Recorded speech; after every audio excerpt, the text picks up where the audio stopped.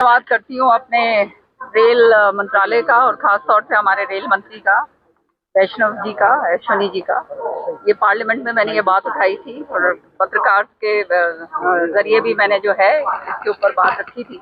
और आप जानते हैं पूरे हिंदुस्तान के अंदर हमारे माननीय प्रधानमंत्री जो हैं बहुत विकसित रूप से जो है हमारी जो है रेल कनेक्टिविटी हो चाहे एयर कनेक्टिविटी हो उसको बढ़ा रहे हैं। और जो है ये पूरी तरह से नया तौर पे नए सिरे से जो है ये इस्टेब्लिश करे जा रहे हैं सारे स्टेशन। और मुझे खास तौर से और खुशी इस बात की और है और मेरा सौभाग्य है कि ये जो है भिवानी के अंदर जब रेलवे मंत्री चौधरी बंसीलाल जी थे तो पहला जो है स्टेशन उन्होंने स्थापित किया था और ट्रेन यहाँ से चलनी जो है उन्होंने शुरू करी थी। और आज जो है वो ट्रेन पूरे हिंदुस्तान के अंदर जाती है। मुझे बताया गया कि महाराष्ट्र जा रही है, अहमदाबाद जा रही है, अपने पंजाब के अंदर है। तो पूरा हिंदुस्तान की कनेक्टिविटी जो है एक छोटा सा पौधा चौधरी बंसीलाल जी ने शुरुआत करी थी, जो ऐसे इलाके के अंदर जहाँ पे किसी को कोई पूछता नहीं था, कोई जानता भी नहीं था कि ऐसा भिवानी भी कोई जगह होगी, वहां पर जो है जो शुरुआत चौधरी बंसीलाल जी की थी, आज वो इतने बड़े विस्तारीकरण उसका जो है हो रहा है। और ये नया जो ये स्टेशन का नवीनीकरण जो हुआ है सिटी स्टेशन का, इसकी मैं बहुत बहुत भिवानी के लोगों को बहुत बहुत बधाई देती हूँ। पूरे देश में 1275 अमृत भारत स्टेशन योजना के 10 स्टेशनों का पुनर्द्वार किया गया है। भिवानी के स्टेशन को लेकर के कितना क्या फंडिंग लगाएगी, आगे किस प्रकार का यहाँ पर और इनोवेशन की इनकी संभावना है? अभी लगभग भिवानी स्टेशन की स्टेशन पे 16 करोड़ की लागत लगी है। इसमें 8 करोड़ तो ये रिनोवेशन वर्क है, बाकी 8 करोड़ का एक फुट ओवर ब्रिज है 12 मीटर चौड़ा, जो अभी फाउंडेशन डल गई उस एंड पे है और उसका काम लगभग दिसंबर तक जो है पूरा हो जाएगा। दिसंबर तक वो पूरा कर देंगे। ये बहुत जबरदस्त इसका जो है ये हाँ। और ये मेरे को यहाँ पर इसका जो है जो रेल का जो एसोसिएशन है, भिवानी के जो लोग हैं, मीनू है, हमारे अमर सिंह जी और सारे, इन्होंने दिया था कि यहाँ पे इस तरह से करवाया जाए। तो ये सारा का सारा जो है ये बात पार्लियामेंट में रखने के बाद ये सारा काम हो रहा है। अमृत भारत स्टेशन योजना के तहत जो कार्य हो रहे हैं एक तरह से हेरिटेज रूप से भी विकसित करे, आधुनिक सुविधाएं तो दे ही रहे हैं, तो इसको कैसे लेते हैं आप? संस्कृति को से जोड़ के भी स्टेशन को तैयार किया जाता है। देखिए, भारत जो है एक बहुत विशाल जो है देश है और ये विशाल देश को जब तक एक दूसरे के साथ जुड़ेगा नहीं, उसकी संस्कृति और उसके जो मूलभूत जो है सुविधाएं जो है लोगों को नहीं मिलेंगी, वो कैसे लोगों को पता चलेगा। ये आज हमारा सौभाग्य है कि हमारे पास एक ऐसे प्रधानमंत्री हैं जिनकी सोच और जिनका विजन इतना आगे है कि उन्होंने जो है इस तरह से ये इस तरह के ये जो सारा ये मिशन उठाया है पूरा हिंदुस्तान को कनेक्ट करने के लिए। और आज जो है उसका एक स्वरूप आज भिवानी में आप देख रहे हैं, जो शुरुआत चौधरी बंसीलाल जी ने कभी अपने कर कमलों द्वारा करी थी। हरियाणा की बात करें तो हरियाणा में जो कांग्रेस का समर्थन उनकी डेडलाइन दी थी राहुल गांधी, वो डेडलाइन भी क्या कहना है भैया, तुम भी सारे जानते हो इनकी तो डेडलाइन आएंगी और जाएंगी। और मैं तो शुरू से कहती आ रही हूँ कि ये तो शून्य के ऊपर है और शून्य पे रह जाएंगे। जो भी बनेगा कोई ना कोई जो है इनका कोई चमचा आ जाएगा, कोई काम कुम तो होने नहीं। लोगों को भी पता चल गया है कि इनसे तो कोई अपेक्षा रखने की कोई फायदा ही नहीं है।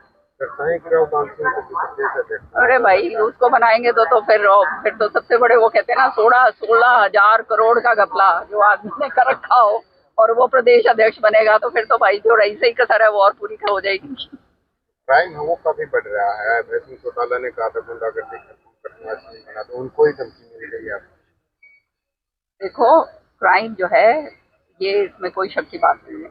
जैसे ये विकसित हो रहा है, लोगों के अंदर जो है प्रवृत्ति भी इस तरह की बढ़ रही है, तो पुलिस अपना काम कर रही है और उसके ऊपर कार्रवाई हो रही है। हमारे माननीय मुख्यमंत्री जी ने कहा है कि मैं किसी गुंडे को यहाँ रहने नहीं दूंगा और मुझे पूरा विश्वास है कि आप देखिएगा, ये तो अभी शुरुआत है। राविंदर सिंह मैम बहुत चर्चा में है और तो अच्छी बात है, चर्चा में रहना क्या बुरी बात है।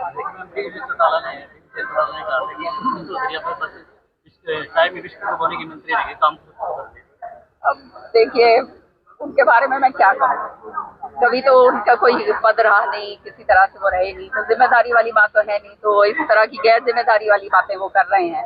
और मैं तो कहूँगी अंगूर खट्टे हैं इसलिए ये बातें कर रहे हैं। और फिर ऐसे आदमी की क्या बात का विश्वास करा जाए। मैं तो सोशल मीडिया में बहुत पहले देखा था, वो कौन कह रहा था कि पता नहीं कि मैं वकील हूँ, फला हूँ, दिख रहा हूँ, फिर वो निकला था कि ये तो कुछ भी नहीं है। तो इस तरह के लोग जो हैं वो तो लोगों को भ्रमित करने के लिए निकलते हैं और लोगों को समझ जाना चाहिए कि जब इस तरह की बातें कही जाती हैं। इससे ये लाभ होगा, आम यात्री को बिल्कुल आराम मिलेगा, उसको अच्छी सुविधा मिलेगी। और जो स्टेशन ये अमृत भारत योजना के थ्रू जो बनाए गए हैं, ये बहुत ही सुंदर और साफ सुथरे बनाए गए हैं। इस पर स्टेशन पर आने के बाद में यात्री का यहाँ पर बैठने को मन करता है और अच्छा लगता है कि मैं यहाँ पर ट्रेन में ना बैठ करके कुछ देर तक स्टेशन पर ही बैठा रहूँ। स्टेशन इतने साफ सुथरे बना दिए हैं प्रधानमंत्री अपना मोदी जी ने, और हमारे हरियाणा के मुख्यमंत्री नायब सिंह सैनी ने, इन्होंने बहुत बढ़िया ये प्रोग्राम चलाया है। और इनमें योगदान भिवानी के स्टेशन में बनवाने में हमारी मैडम किरण चौधरी का भी बहुत योगदान है। उन्होंने बड़ी मदद करी है, ऊपर राज्यसभा में भी सवाल उठाया है।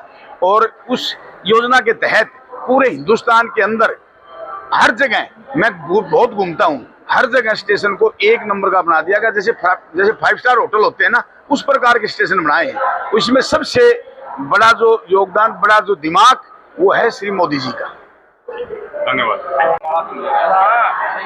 अमृत भारत स्टेशन योजना कैसी योजना है, उससे क्या क्या कार्य यहाँ हुए, क्या मानते हो? जैसे कि पूरी ऑल ओवर इंडिया के अंदर प्रधानमंत्री श्री नरेंद्र मोदी जी ने अमृत योजना के तहत पूरे हर एक दो रेलवे स्टेशन उनका पूरा विकास करवाया, हर सुख सुविधा से लैस करवाया। और जो भी यात्रियों को जो परेशानी आती थी पहले ठहराव की जो थी, उसको भी बढ़िया तरीके से, और जो भी साफ़ सफाई की व्यवस्था है वो बहुत अच्छे तरीके से किया है। और इसको एक बिल्कुल मॉडर्न तरीके से हर स्टेशन को, मतलब पूरे मॉडर्न तरीके से काम करवाया है। और हर एक स्टेशन आप देखिए, पहले के मुकाबले सभी स्टेशनों पर